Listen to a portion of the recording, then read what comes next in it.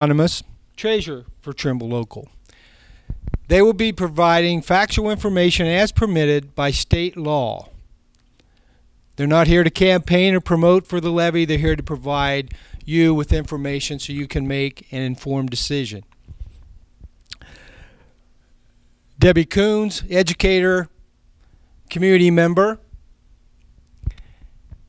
L.R. Ferris, community member, parent of a student within the Trimble Local School District, and Sandy Jury, who serves as co-chair for the levy campaign.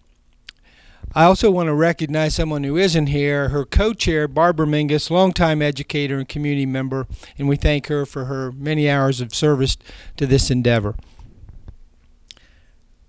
I would like to start with a brief introduction and some comments from the heart.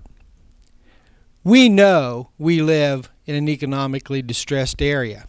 We know we live in a high poverty area within the county. But this does not mean that we're bankrupt in spirit or in caring about what is good for the future of our kids.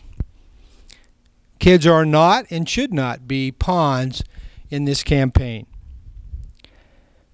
There's no single line item budget for kids within our overall district budget. However, the entire budget is ultimately all about kids. Dollars that you will spend when you approve this levy goes for improvements in that child's learning environment. This program today includes a plea for the voters of the township to take ownership and local control of your school. We have an obligation to make you aware of the fact that school funding is complex, unpredictable, and not always readily apparent for even the most experienced person to understand. The success of our upcoming levy goes hand in hand with a caring and an informed community. We invite you to listen to what you hopefully perceive as a casual conversation in hopes of learning about the Permanent Improvement Levy, or Issue 1, as it will appear on the ballot come May 7. For that to happen, you must have a high level of trust and confidence in both your elected board members and on the administrative leaders managing your schools. You must be able to count on them to provide accurate information and be good financial stewards of any revenues received, whether that be from local, state, or federal sources. But it's up to you to form your own opinion, but please base it on fact. Sometimes board members don't always agree. Diversity on a board is good. However, in the case of Issue 1, the Trimble Local School Board is in complete agreement. We feel it's the most responsible course of action at this time. Passage of this levy will create a dedicated stream of money to cover capital costs. In other words, the maintenance of facilities, the acquisition of school buses, upgrades in technology, and textbooks. Obviously, when Dr. Jones presented her idea on the need for this levy last year, the board weighed all its options and, after very considerable thought, unanimously agreed to place a levy request to the voters. Here's why I think a yes vote on Issue 1 is necessary. Strong communities have strong schools. When schools thrive, so does the community itself. By passing the levy, the message is that Trimble Township's a good place to live, to raise children, and a stable community to make it your home. Passing the levy will help make the school environment a better, safer place to learn. Passage of the levy also promotes the idea to children and employees alike that the community cares about them.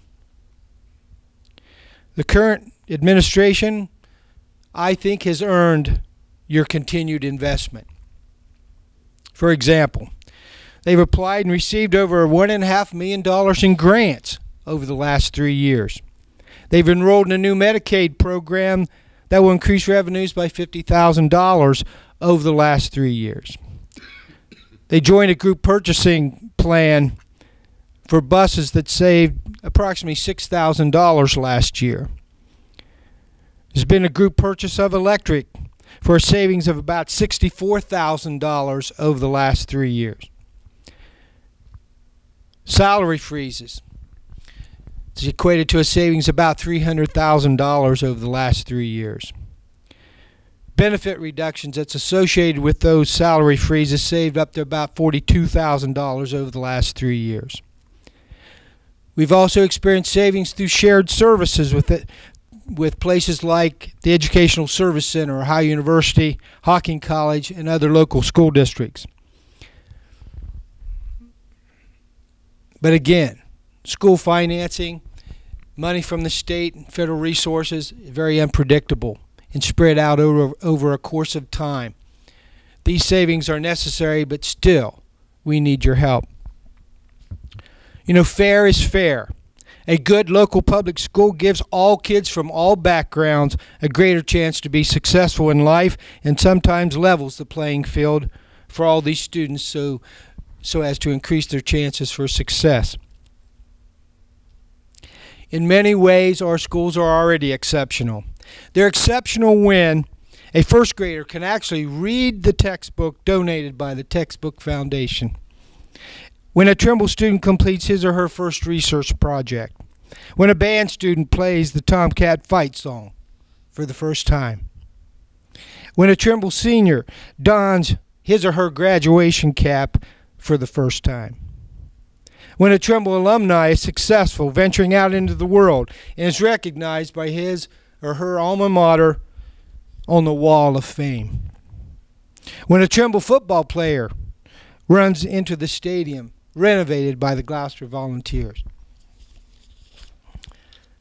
when a Trimble student recognizes his or her leadership qualities working with volunteers from the community, studying the unique history of the Trimble Township community, and when Trimble staff members go the extra mile to make a difference in the daily lives of their students and impact them each and every day. Also, levies fight the effects of poverty in that they help public schools provide kids with opportunities to learn, grow, and be part of something big. And finally, accountability. We have strived to provide our community with more education for the dollar, with increased accountability and transparency. We respect the funding we get, and we try to use it with increased efficiency. We use it to improve how we measure student achievement and how we're doing toward meeting our achievement goals. So those are some of the reasons why I think a yes vote is necessary come May 7. Now with that, let me turn to Dr. Jones for her comments. Hi, I'm Kim Jones, Superintendent, and I was asked by the board to explain why I suggested that they put this on. After studying the situation, we do need a dedicated source of funding to replace things like buildings, buses, and books. Right now, if anything major goes wrong, we have to try to divert funds away from education, which is inappropriate. We shouldn't be planning our funding, our program for the year based on whatever piece of equipment happens to fail. So I would be failing in my job if I were to advise that we continue without asking you to consider this permanent improvement levy for regular replacement and repair of your district's property. Right now, for instance, the Jacksonville building needs a roof. If I could have you show this right here, John. This is the Jacksonville building. You can access this map by just going to Google Maps and typing in 18500 Jacksonville Road, Gloucester, Ohio. Here's a satellite picture of our building right now. This white part here is a new part, and the black part is the old part the architect tells us it ranges anywhere in age from 15 to 28 years old. This new part we were able to get 2 years ago, fortunately, because we received some good bids on our high school roof, and we had some funds left over from the Ohio School Facility Commission had given us some money to fix this high school roof. We had some money left over, so we were able to divert those funds over here into fixing the oldest part of the roof. So that part's good. This part is old, and we can't risk having leaks on our children or mold developing or anything of the sort. The estimates we've received so far to replace this would be about $800,000, which we can't cut enough staff or funds or programs to scratch up $800,000 to replace this roof. I contacted the Ohio School Facilities Commission, and they said that their estimate of the next time we would be eligible for more funding would be in 2023. So that's a problem. So we need to replace this roof. That's the most pressing thing that will be done with the money, and the board has indicated to me that would be the first thing done as their plans stand now, and that needs to be done. Other things that need to be done. We need buses. We're switching to the Common Core standards, state standards. We need textbooks. Textbook committee does a wonderful job, and we get a lot of questions such as, well, we gave to the textbook committee. Yes, and thank you, and please continue to do so. And their contribution's wonderful, but it can't really touch they can't do the whole project, all the computers and things as they age. And again, we appreciate them, but they can't fund the whole thing, and nor really is it their responsibility to do so, though we do appreciate their efforts. We really have reduced costs, but savings have come at the expense of staff reductions, and now we're very close to the state minimum. So that's really no longer an option to raise capital. Well, security measures need enhanced. We all know that that's true for schools across the nation now. And we don't want to get into financial difficulty trying to replace and repair these things. We just can't do that. It's a very iffy climate for schools right now across the nation and within our state. There's a lot of schools are in flux. If we want to keep our district secure, we need to be able to show that we can provide secure buildings. So it's my responsibility to advise the board on the proper course of action to safeguard the district. And for these reasons that I've stated, that's why I have advised the board to put this on the ballot for your consideration. I really do urge you to give your closest consideration and thoughts to all aspects of this levy. Again, we need a roof in Jacksonville in the short run, and in the long run, we need to ensure the usability of all these buildings. These are the reasons I've advised the board to put this on the ballot for your consideration. Thank you. Treasurer Cindy Ronimus.